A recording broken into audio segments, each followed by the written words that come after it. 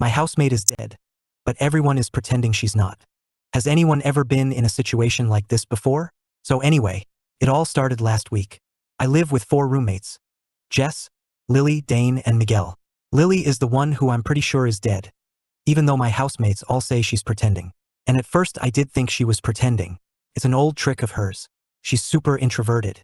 And sometimes if she's overwhelmed or just doesn't want to talk, she'll pretend to be asleep. We call it her playing possum. But now, she's been playing possum for nearly a week. Her eyes are open, her face is this grayish-white and has been turning kind of purplish. Her body is bloating and I saw a fly land on her eyeball and I think it laid eggs there. She hasn't changed out of her panda onesie since she started playing possum last Monday. She smells. She smells like a corpse smells, like rotting meat. And that panda onesie, that panda suit is so gross.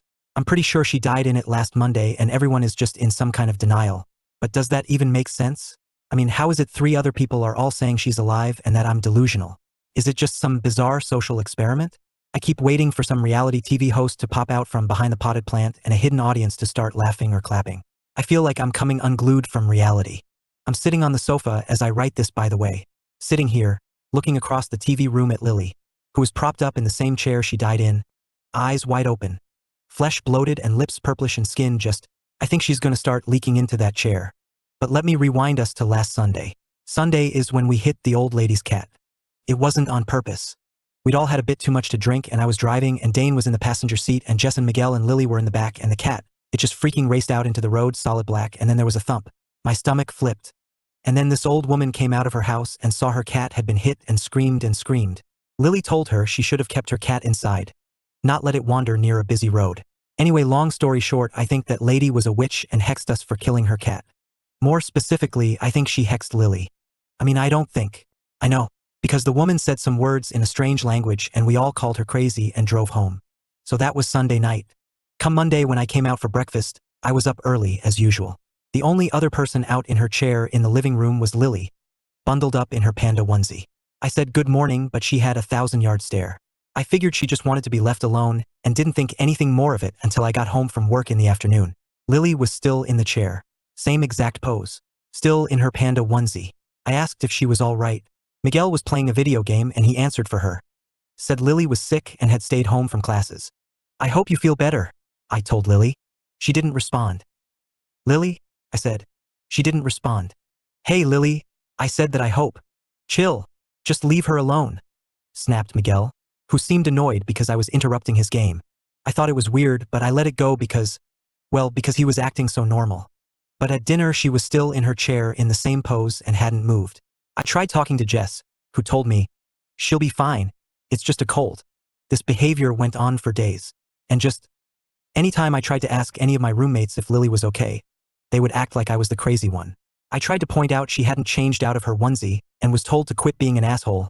She's sick, let her be. At one point I was staring at her from the sofa, trying to catch her blinking, and Jess yelled at me and told me to stop being such a creep, that I was weirding Lily out. They even put up a big cushion in front of her to block her from having to see me, which she clearly couldn't because she was by this point 3 days dead. I assumed once the rotting set in that they would notice, but they just pretended all the harder.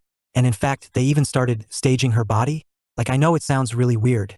I don't know why they did it or if it's some sick social experiment or what, but they moved her. I found her at the table one morning. She was slumped backwards over her chair, sightless eyes staring up at the ceiling. Everyone talked to her like she was alive. By this point, she also stank. I mean, to the point I even noticed Miguel and Dane kind of surreptitiously keeping their distance and breathing through their mouths, not their noses around her. I tried to talk about this to them later, but Miguel just wrinkled his nose at me and said, yeah, I know, it's gross, but she's super depressed. Jess says she's never seen Lily this bad before. She's mad upset about that cat. Just let her be. We gotta let her work through this. She'll come out of it. Until then, things like showering and getting out of bed are really hard for her. I almost told him, yes, those things would be hard for a dead person to do. But I didn't. Honestly, I didn't know how to respond. I finally managed to say, dude, I think she's rotting in that panda suit. He chuckled and shook his head and said, come on, don't be an asshole. I finally did what I should have done from the beginning and called the police. I said I wanted a wellness check on Lily. My roommates tried to send them away, but I came downstairs and insisted and pointed to the corpse in the panda costume in the chair by the television. That chair was really gross by now, and the cops went over to examine her and I really believed, really and truly, that we were all about to be arrested for having a dead girl rotting in our living room, congealing into that chair. But they pretended she was alive, the same as my roommates kept doing. She never spoke a word in answer to them, never moved. Later Jess took me aside and told me my actions were uncalled for, and that all I did was make things worse for Lily. So now I'm not sure what to do. Update. It's been several more days since I wrote the above stuff, and as you can imagine her body became severely decomposed. Also, I confronted my roommates. We got into a huge fight. I told them that clearly the witch's hex had done something to Lily, that it was blinding them and we were all living with a dead girl. They looked shaken after I pointed out the smell. The way Lily wasn't eating, was literally rotting. They told me they thought I was seeing things, but the entire house reeked of death. None of us could stand it. We could all smell it. I heard Miguel and Dane whisper about the smell later, but they clamped up at a death glare from Jess.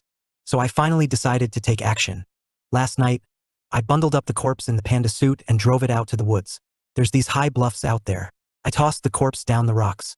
The animals out there will pick it to pieces, if it isn't already too rotted for them to eat. I came back home and also cleaned up around the house and put that disgusting chair out on the curb and finally went to bed. In the morning, I woke up to find Jess having a panic attack. She demanded to know where Lily was. I told her Lily left and Jess accused me of lying. Miguel seemed relieved though. While Jess went out in her car to go searching for Lily, Miguel told me he could finally breathe again and that it really had smelled bad in here and someone needed to do something.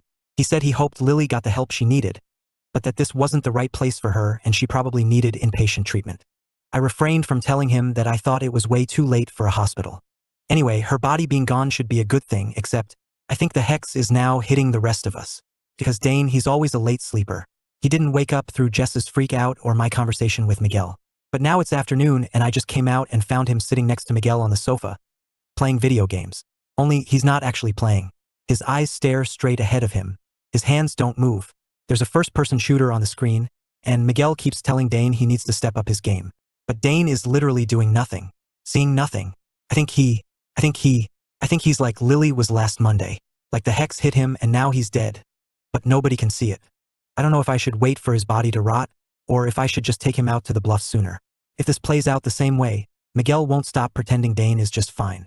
Jess will come home and also believe that he's still alive. Even the police will believe it.